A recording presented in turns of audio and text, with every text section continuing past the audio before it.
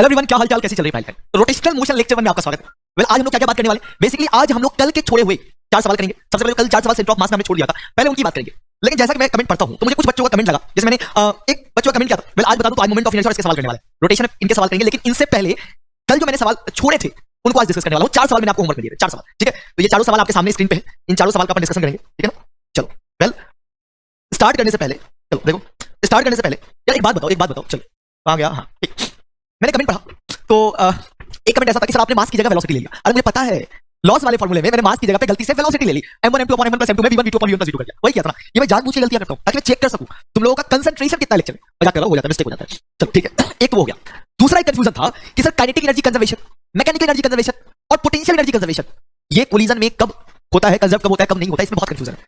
तो उन चारों क्वेश्चन को करने से पहले मैं पहले ये वाला कंफ्यूजन तुम्हारा दूर कर देता हूं कि कब किसका कंजर्वेशन की बात होती है। समझो, बहुत इंपॉर्टेंट है। जैसे मैं क्या बोल रहा हूं, ये मान लो मेरा m1 है, ठीक है, और ये मान लो मेरा m2 है, ठीक है। ये जा रहा है u1 वेलोसिटी से, ये जा रहा है u2 वेलोसिटी से, ठीक है।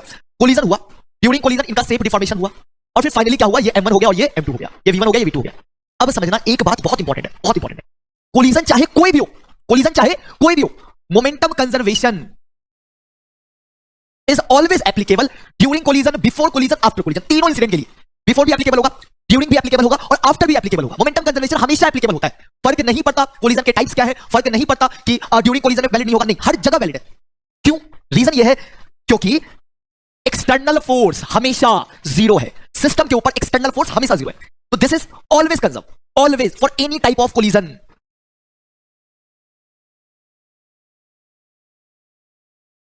ऑलवेज याद रखना। दूसरा कंसेप्ट आता है सर काइनेटिक एनर्जी के बारे में, काइनेटिक एनर्जी के बारे में बताओ। याद रखना, काइनेटिक एनर्जी सिस्टम की बिफोर कोलिजन, सिस्टम की आफ्टर कोलिजन और सिस्टम की ड्यूरिंग कोलिजन, 3 पार्ट यहां पे आता है, बिफोर, आफ्टर और ड्यूरिंग। यहां पे डिपेंड करता है, अगर कोलिजन परफेक्टली इलास्टिक है, समझना ये बहुत इंपॉर्टेंट है, E = 1 है। अगर कोलिजन परफेक्टली इलास्टिक है तो काइनेटिक एनर्जी इनिशियल बोले तो बिफोर इक्वल होता है काइनेटिक एनर्जी फाइनल, यानी कि आफ्टर कोलिजन। हर जगह काइनेटिक एनर्जी कंजर्व नहीं होगा, हर जगह नहीं होता। हर जगह क्यों नहीं होता? बिफोर और आफ्टर का सेम होता है अगर E की वैल्यू 1 है तो। लेकिन ड्यूरिंग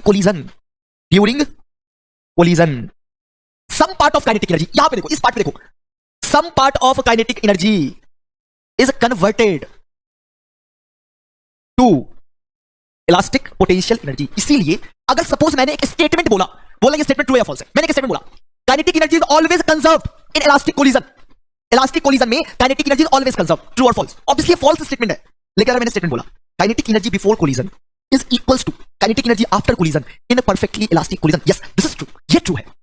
आगे बात समझ में, ठीक है। लेकिन अगर मैं ऐसा बोलूं mechanical energy is conserved through out the collision, अब मैकेनिकल एनर्जी क्या होता है? Kinetic plus potential. तो इलास्टिक कोलिजन में तुम क्या बोलोगे? सर यहां पे पोटेंशियल जीरो है, सिर्फ काइनेटिक है, ठीक है। यहां पे काइनेटिक प्लस पोटेंशियल, काइनेटिक का कुछ हिस्सा पोटेंशियल में कन्वर्ट हुआ, लेकिन ओवरऑल पूरे सिस्टम की टोटल एनर्जी तो कंजर्व है ना, मैकेनिकल एनर्जी कंजर्व है। बाद में हां सर पोटेंशियल जीरो है पर काइनेटिक है, तो mechanical energy is conserve through out the collision, ये E = 1 के लिए ट्रू है, ट्रू है। यहां से ये बात सही है, E = 1 रहा तो आप ये बोल सकते हो कि मैकेनिकल एनर्जी जो होगा वो throughout the collision conserve है। लेकिन काइनेटिक एनर्जी के बारे में नहीं बोलेंगे। Kinetic energy before is equals to kinetic energy after, during collision नहीं बता सकते, कुछ हिस्सा कन्वर्ट हो जाता है, काइनेटिक एनर्जी कम हो जाएगी, इलास्टिक पोटेंशियल एनर्जी बढ़ जाएगी। अब सर आपने E = 1 की बात की, इलास्टिक कोलिजन की बात की, बाकी कोलिजन की बात की। दुनिया में कोई भी कोलिजन हो, any collision except elastic, any collision, energy is lost, energy loss होता है। और अगर एनर्जी लॉस होगा, never ever say that kinetic energy will be conserved, never. Before collision kinetic energy अलग, आफ्टर कोलिजन काइनेटिक एनर्जी अलग, during collision kinetic energy अलग, हर moment पे काइनेटिक एनर्जी अलग है। अगर वो कोलिजन इलास्टिक नहीं है तो, क्योंकि वहां पे लॉस हो रहा है, ठीक है। हाँ, मोमेंटम कंजर्वेशन तो हर एक कोलिजन में लगा सकते हो, लेकिन काइनेटिक एनर्जी कंजर्वेशन E = 1 में लगा सकते हो, लेकिन कंडीशन अप्लाई है बिफोर एंड आफ्टर के लिए लगाना, ड्यूरिंग कोलिजन बात मत करना। ड्यूरिंग में काइनेटिक एनर्जी का कुछ हिस्सा पोटेंशियल में कन्वर्ट होता है, लेकिन बाद में वो फिर से चेंज हो जाता है। ये टोटल इसके बराबर होगा जब E की वैल्यू 1 होगी। बाकी जगह तो कुछ भी बात नहीं करते, एनर्जी की तो बात ही नहीं करते बाकी जगह। I think now your doubt has been clear, ठीक है। पूछ लिया करो, होता है कंफ्यूजन होता है तो मैं बता दूंगा, और तो क्या होगा। और दूसरी बात, आई नो कल मैंने M1 M2 तो खैर वो तो तुमने गलती देख लिया, समझ गए होगे, I know you guys are intelligent, पता है। चलो आगे बात करते हैं। बहुत ही फेमस सवाल, 2003 नीट का आया हुआ सवाल, लेकिन बहुत सिंपल सवाल है। सवाल क्या? A stone is tied to a string of length L and is wired in a vertical circle with other end of the string as the center, ठीक है। At a certain instant of time the stone is at lowest position and has a speed u, ठीक है। चल बात करते हैं। Lowest point पे stone के पास वेलोसिटी u के बराबर है, ठीक है। The magnitude of change in velocity, ये बहुत इंपॉर्टेंट है, मैंने बोला था यहां पे वो खेल देता है शब्दों के साथ। Magnitude of change in velocity, change in velocity का मैग्नीट्यूड निकालना है as it reaches to a position where string become horizontal, यानी कि जब ये स्ट्रिंग यहां पर पहुंचेगा, इसकी वेलोसिटी v मान लो, तो आपको निकालना है चेंज इन वेलोसिटी का मैग्नीट्यूड, यानी कि आपको v vector minus u vector का मॉड निकालना। ये सवाल है। अब v वेक्टर को u के टर्म में निकालना आपका काम है। कैसे निकालेंगे? एनर्जी कंजर्वेशन की मदद लेके। मैंने बोला कि ये हो गया u इक्वल टू 0, एज्यूम कर लेते, लगा रहे mechanical energy conservation, 0 plus kinetic energy half mu square is equals to mgl plus half mv square, यानी कि यहां से आपके m से m को तो काट ही दो, 2 से 2 को काटना, बट अभी नहीं, u स्क्वायर माइनस, देखना, u square minus 2gl is equals to v square, ये रिलेशन आ गया। ठीक है, मुझे इसका मैग्नीट्यूड निकालना है। जो v वेक्टर है, वो j में है, v वेक्टर किधर है? j डायरेक्शन में, और u वेक्टर किधर है? i डायरेक्शन में। तो बेसिकली ये लिखा हुआ है mod vj minus mod u i, ठीक है, और इसका मैग्नीट्यूड, j और i के बीच में एंगल कितना होता है? j और i के बीच में एंगल होता है 90 डिग्री। तो जब आप इसका मैग्नीट्यूड निकालोगे तो mod of delta v will be under root of u square plus v square का मॉड, ये होगा। बस हो गया। अब जान बचा क्या सवाल में? ये बताओ, अब सवाल में जान बचा क्या? मॉड u स्क्वायर तो u स्क्वायर है, और मॉड v स्क्वायर तुम्हारा दिया हुआ है u square plus minus 2gl, तो 2 कॉमन ले लेना बाहर की तरफ, तो ये आ जाएगा u square minus gl। This is our answer. कौन सा आंसर आ रहा है? I guess option A is the correct answer, option A is the correct answer. ऐसे करना होगा। सिंपल सवाल था, बट चलो अच्छा सवाल था। अब इस सवाल की बात करते हैं। दो particle which are initially at rest move towards each other under action of internal force, internal force की वजह से एक दूसरे की तरफ आ रहे हैं। if their speed are v and 2v at any instant, किसी इंस्टेंट पे एक की स्पीड v है, दूसरे की स्पीड 2v है, चलिए, then speed of the center of mass will be, बहुत ही प्यारा सवाल है, बहुत ही प्यारा सवाल है, प्योर कंसेप्चुअल सवाल जो नीट में पूछा गया है। एक बात बताओ, पहले ये m1 था और ये m2 था, ये भी रेस्ट पे था और ये भी रेस्ट पे था। अगर दोनों रेस्ट पे हैं तो सेंटर ऑफ मास की वेलोसिटी कितनी हो जाएगी? 0। Initial velocity of centre of mass will be 0। इसने इसके ऊपर फोर्स लगाया, इसने इसके ऊपर फोर्स लगाया, और म्यूचुअल अट्रैक्शन की वजह से इसकी वेलोसिटी v हो गई और इसकी वेलोसिटी v2 2v हो गई। अब मेरा तुमसे सवाल है, अगर इस सिस्टम के ऊपर एक्सटर्नल फोर्स 0 के बराबर है तो सेंटर ऑफ मास का एक्सेलरेशन कितना होगा? 0 के बराबर होगा। और अगर सेंटर ऑफ मास का एक्सेलरेशन 0 है तो initial velocity of centre of mass final velocity के बराबर होगा। तो centre of mass will be at rest. Centre of mass किसमें होगा? वो रेस्ट पे होगा। तो answer will be 0। Got it? चलिए आगे बात करते हैं। देखो, हाँ, अब ये सवाल तो जेईई मेंस 2019 का है। सवाल अच्छा था, मैंने उठा लिया। सवाल देखा क्या? A particle of mass m is moving with speed 2v से मूव कर रहा था, कोलाइड करता है with mass 2m moving with speed v in the same direction. ठीक है, सेम डायरेक्शन में दूसरे से कोलाइड करता है। पिक्चर भी ड्रॉ करूंगा। After collision the first mass is stopped completely while the second one split into two particles of mass m which move at an angle 45 degree with respect to the original direction. The speed of each of the moving particle will be। बहुत लंबा चौड़ा सवाल, मजे आएंगे। चलो करते हैं। अच्छा, देखो एक पार्टिकल है जिसका मास m है, 2v स्पीड से मूव कर रहा था। तो सबसे पहले मैंने क्या किया, एक पार्टिकल लिया m मास का जिसकी वेलोसिटी मैंने 2v सेट कर दी। पिक्चर ड्रॉ किया करो, पिक्चर बहुत इंपॉर्टेंट है। चलो, collide with 2m moving with speed v, ये 2m के साथ कोलिजन करने वाला है जो v स्पीड से जा रहा है। मैंने तुम्हें क्या बताया था? कोलिजन में दो टाइप का सवाल होता है। एक क्या होता है जहां पे आपको वो जो फार्मूला मैंने बताया था 1 + e/vcm वो लगाना होता है, और एक होता है जहां पे वो फार्मूले की आवश्यकता ही नहीं पड़ती है, सिर्फ मोमेंटम कंजर्वेशन प्रिंसिपल यूज करो, आंसर आएगा ही आएगा। कोलिजन, एक्सप्लोजन में तो सिर्फ मोमेंटम कंजर्वेशन, और ये सभी वैसे ही सवाल होते हैं जहां कोफिशिएंट ऑफ रेस्टिट्यूशन ये सब का तो जरूरत ही नहीं है, सीधा मोमेंटम कंजर्वेशन पे फोकस करो, आंसर आ जाएगा। ये देखो, अच्छा, कोलिजन के बाद क्या हुआ? After collision the first mass is stopped. जैसे कोलिजन हुआ इसकी वेलोसिटी हो गई 0, लेकिन the second mass split into 2 particle, दूसरा वाला 2 पार्टिकल में स्प्लिट कर गया, 2 पार्टिकल में स्प्लिट किया। ठीक है, अच्छा, ईच ऑफ मास है, दोनों का मास है, which move at an angle 45 degree with respect to the original direction. मतलब ये हुआ कि ये ओरिजिनल डायरेक्शन था, इसके साथ 45 डिग्री बनाकर एक मास भागा और इसके साथ 45 डिग्री बनाकर दूसरा मास भागा, ऐसे करके छोड़ा है। ठीक है, देखो 45 degree with respect to each other, the speed of the moving particle will be, मुझे इसकी वेलोसिटी बतानी है, मान लो v1 और इसकी वेलोसिटी मान लो v2। हमें बेसिकली v1 और v2 कैलकुलेट करना है। ठीक है, हमें बेसिकली v1 और v2 कैलकुलेट करना है। हमारा सिस्टम क्या है? ये हमारा सिस्टम है। ये हमारा सिस्टम है। सबसे पहले x डायरेक्शन की बात करेंगे और फिर अपन बात करेंगे y डायरेक्शन की। मोमेंटम कंजर्वेशन को लगाना है। सिस्टम का मोमेंटम x में 2mv + 2mv that is 4mv, ये मेरा इनिशियल मोमेंटम था इस सिस्टम का। टकराने के बाद ये तो गया, इसके v2 का ये जो कंपोनेंट होगा v2 cos 45 डिग्री, और ये जो कंपोनेंट होगा v1 cos 45 डिग्री, x वाली वेलोसिटी का कंपोनेंट ले लिया। y में कितना होगा? v2 sin 45 और यहां पे v1 sin 45, ये हो गया। मैं क्या बोल रहा हूं, हमें x में मोमेंटम कंजर्वेशन करना है, तो फाइनल मोमेंटम पहले वाले मास का तो x में 0 है, लेकिन उन दोनों की वजह से जो मोमेंटम आ रहा है वो आ रहा है m times of v1/√2 + v2/√2।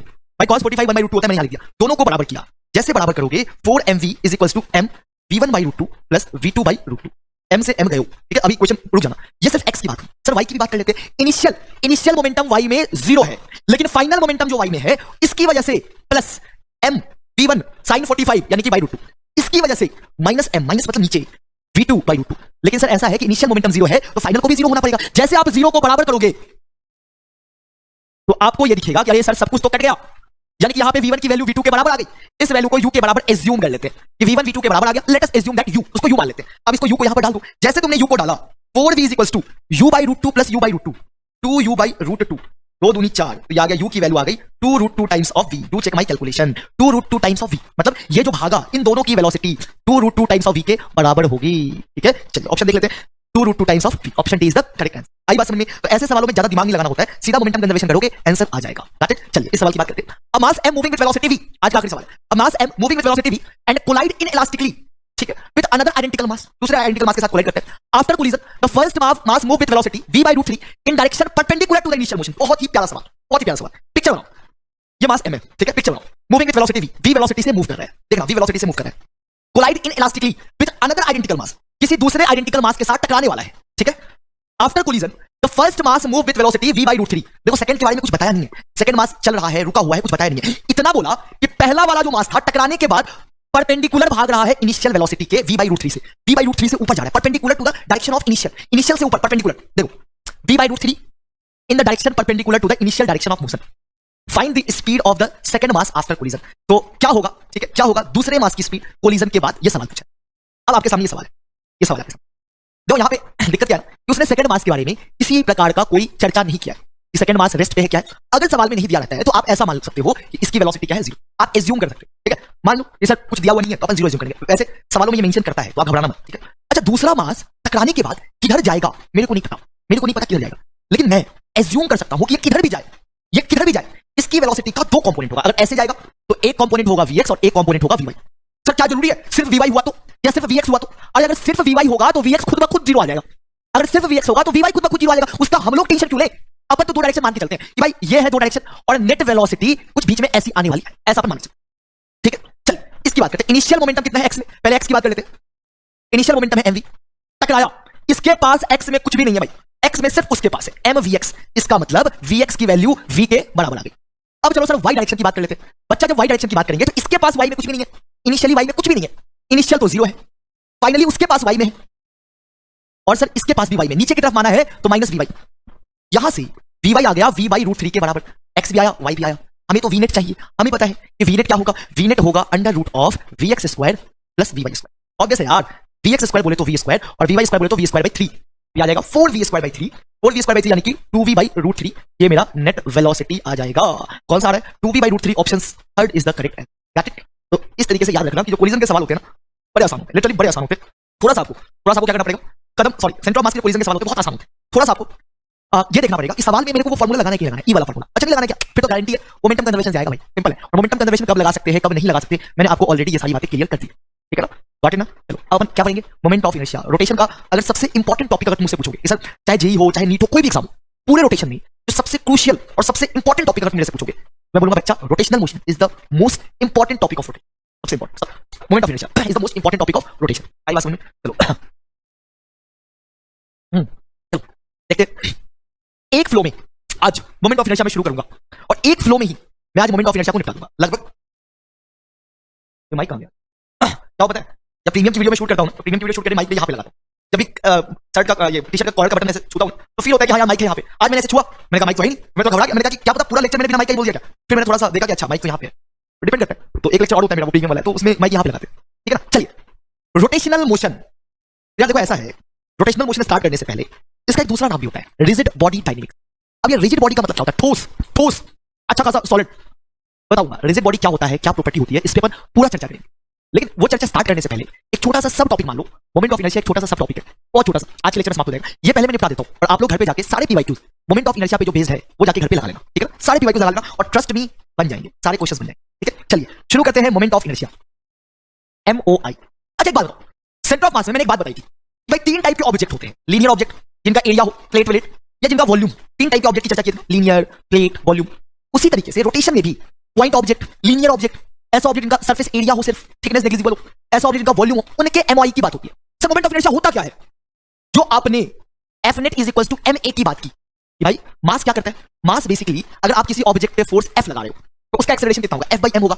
जितना ज्यादा उसका मास होगा उसका एक्सेलरेशन उतना कम होगा। ऑब्वियसली बात को बोलते हो ना कि भाई जितना ज्यादा मास होगा F फोर्स के लिए एक्सेलरेशन उतना कम होगा, क्योंकि एक्सेलरेशन होता है F/m। तो जब ट्रांसलेशन मोशन की बात होती है, ट्रांसलेशन बोले तो जब कोई ऑब्जेक्ट को स्ट्रेट लाइन में मूव करवा रहे होते हैं तो मास वहां पे बेसिकली उसके एक्सेलरेशन को कम करने की कोशिश करता है, क्योंकि एक्सेलरेशन F/m के बराबर होता है। उसी तरीके से अगर किसी ऑब्जेक्ट को रोटेट करना है, रोटेशन में तुमने एंगुलर वेरिएबल पढ़ा था, अल्फा, ओमेगा, थीटा। तो अल्फा को कम करने वाला जो फिजिकल क्वांटिटी यहां पे बात करने वाले वही होता है मोमेंट ऑफ इनर्शिया। अगर बॉडी ट्रांसलेट कर रही है तो एक्सेलरेशन को कौन घटाता है? Mass, a is equal to f/m।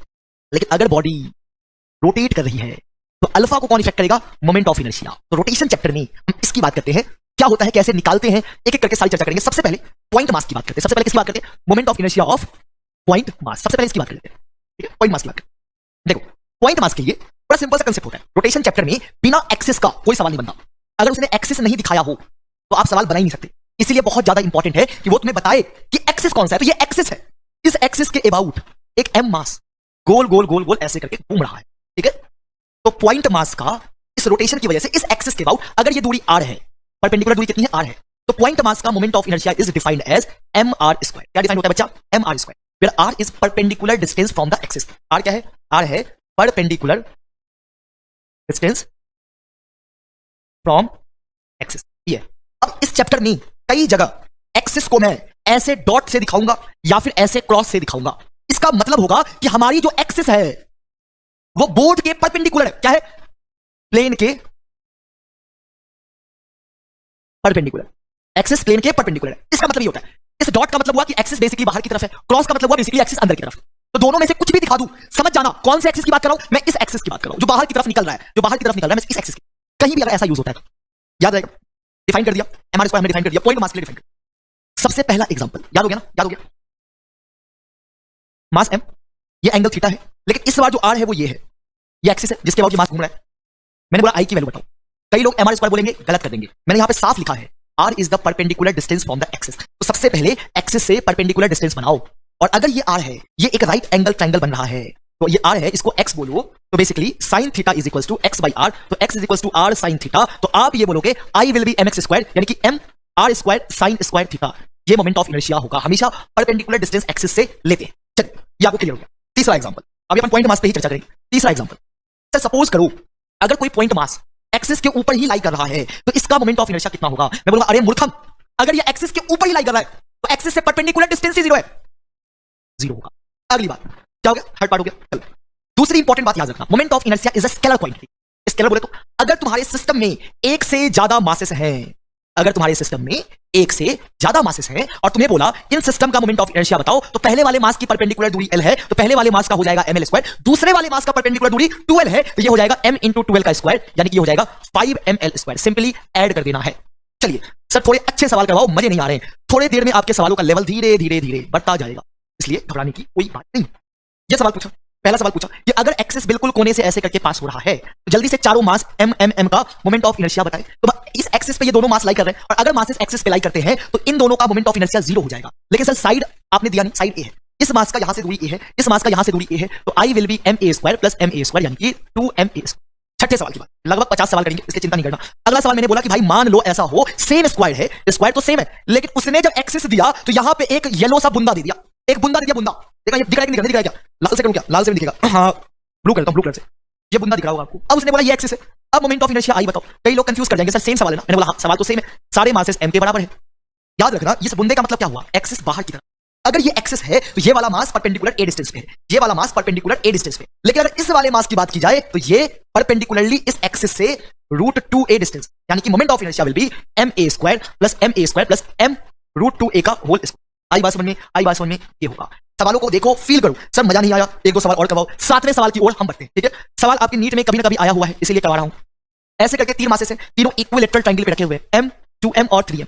मैंने बोला एक्सिस जो है वो ऐसे करके पास हो रही है, जल्दी से इनका मोमेंट ऑफ इनर्शिया बताओ। सर पहले वाले का तो 0 हो गया, लेकिन दूसरे वाले का जो परपेंडिकुलर डिस्टेंस है वो a/2 के बराबर है, यानी कि m इंटू a/2 का होल स्क्वायर, और इसका जो परपेंडिकुलर डिस्टेंस है वो मेरा 2m इंटू a के बराबर है। ये हो गया, ठीक है? आखिरी सवाल एक देख लो, इसी ट्रायंगल के ऊपर खुद से ट्राई करना, कमेंट करके आंसर बताना कि क्या होगा मोमेंट ऑफ इनर्शिया।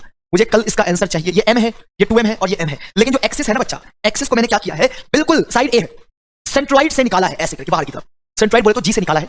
ये आपका क्या है? ये आपका होमवर्क है। आई वांट दिस, ठीक है? ठीक है, ये घर पे ट्राई करना और इसका आंसर जरूर बताना। हम चलते हैं अपने अगले सवाल पे।